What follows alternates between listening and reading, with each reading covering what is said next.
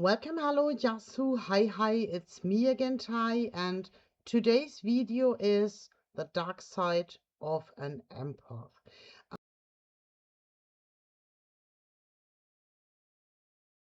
But before I dive into that, make sure to subscribe my channel so you stay updated.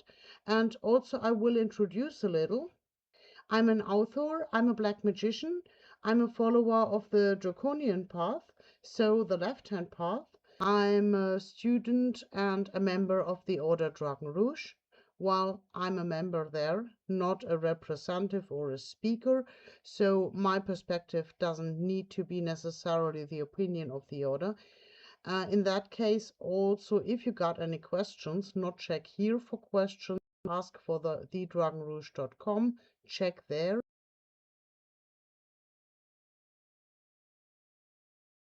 Through working on our consciousness, our range of perception widens. Also, you recognize yourself as a tiny little fragment of an infinite power.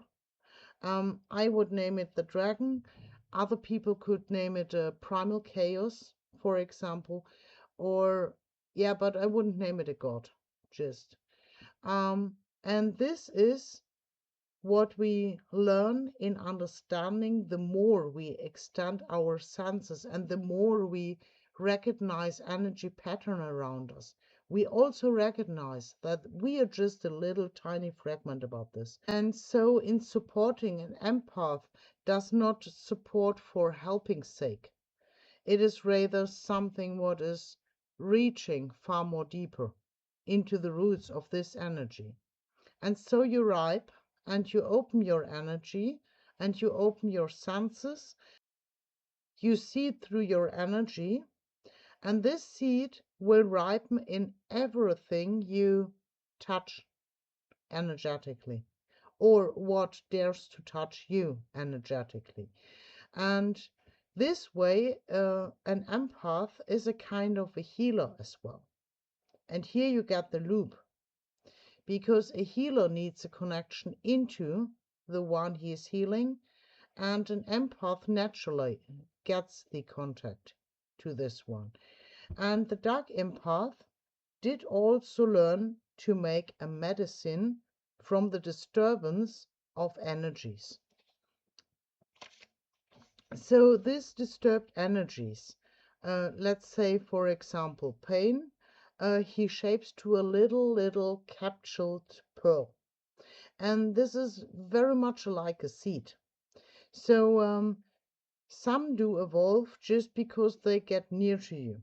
And the energy pattern are corresponding, and they are learning from your energy, just because in your energy there is much knowledge stored, not even from your life, but from all the life and perceptions and people you met. And so if there is somebody close to you reading energy to energy, sometimes this is already enough to them to find a key to further progress on their evolvement.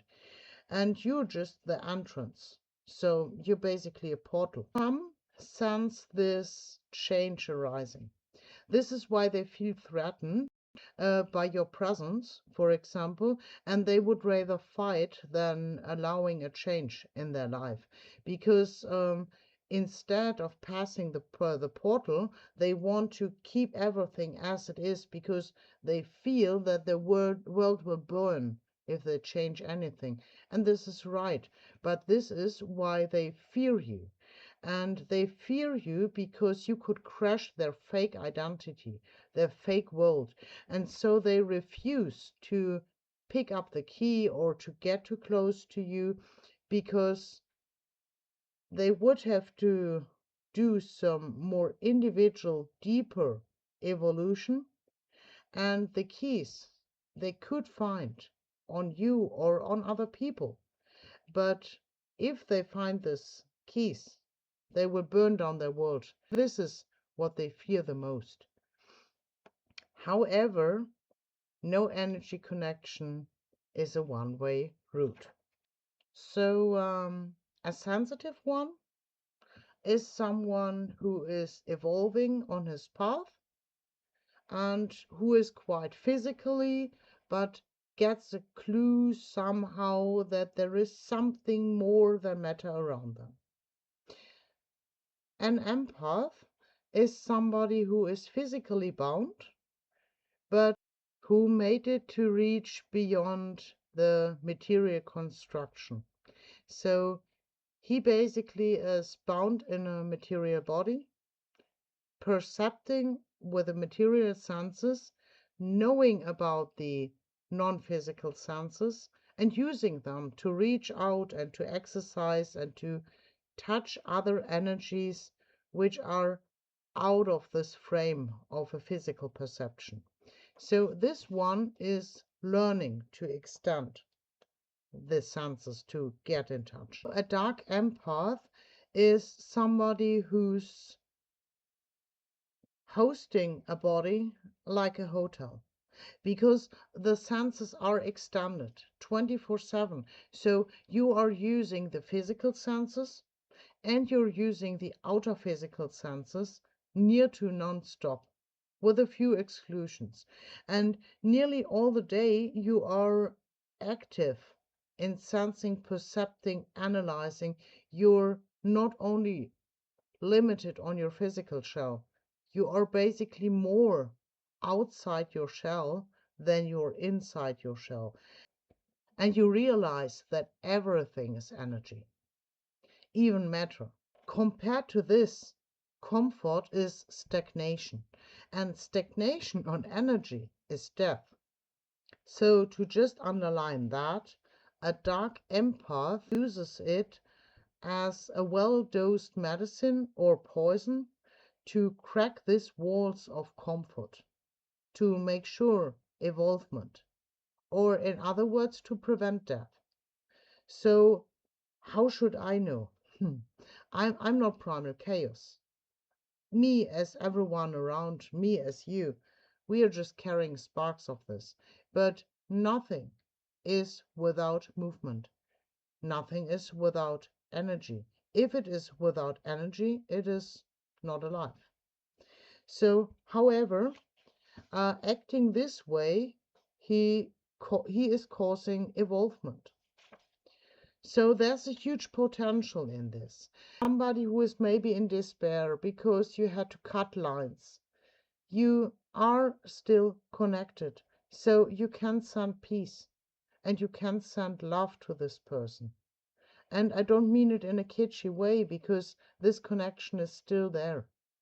And in most cases, this love alike connection will also last for decades, because it is not human, because it is energetically, because it is an energy response. So you can get in touch and you can peace this soul if it needs some peace, if it is in despair. So this is no point.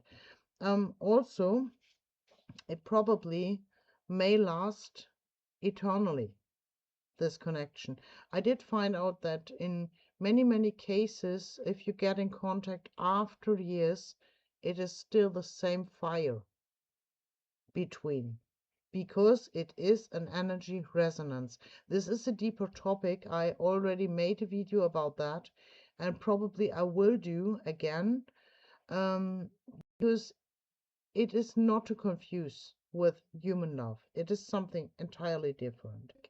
The pseudo-tyranns, the pseudo-dictators, and the one you would use this pelts for.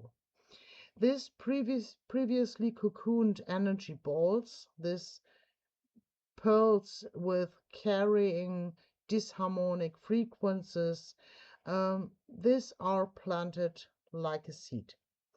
And having this in their body, it will ripen and it will open. And when it opens, it will seed doubt.